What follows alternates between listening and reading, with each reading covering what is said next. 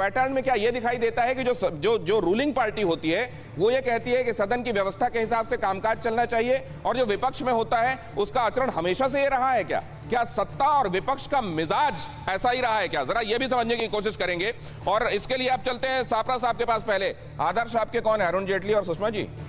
देखिए दिनेश गौतम जी, आपने किस कांग्रेस नेता से बात की है उसका आपने कोई स्पष्टीकरण दिया नहीं है, इसलिए मैं स्पेकुलेशन या अटकलों के ऊपर ज्यादा चर्चा नहीं करना चाहूंगा।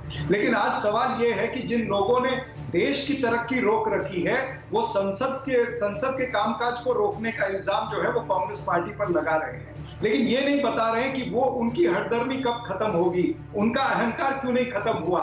आज जो आप बात कर रहे हैं, मैं पूरी संवेदना रखता हूं जो हमारे उपराष्ट्रपति या चेयरमैन है उनके प्रति, लेकिन उनके आंखों में नमी तब क्यों नहीं आई जब दिल्ली में 9 साल की बच्ची के साथ में बलात्कार हुआ और उसकी मौत हुई। उनकी आंखों में नमी तब क्यों नहीं आई जब 800 से ज्यादा किसानों की मौत हुई है, जो आंदोलनकारी किसान है 8 महीने से बैठे हैं। उनके आंखों में नमी तब क्यों नहीं आई जब ऑक्सीजन से किसी की मृत्यु नहीं हुई, ऐसा पार्लियामेंट में कहा गया, उनके सामने ये कहा गया है, तब उनकी आंखों में नमी नहीं आई। महंगाई, पेट्रोल डीजल के ऊपर क्यों नहीं सरकार चर्चा करना चाहती? 110 रुपए पेट्रोल हो गया है, डीजल 98 रुपए का हो गया है, इसके ऊपर सरकार चर्चा क्यों नहीं कर रही?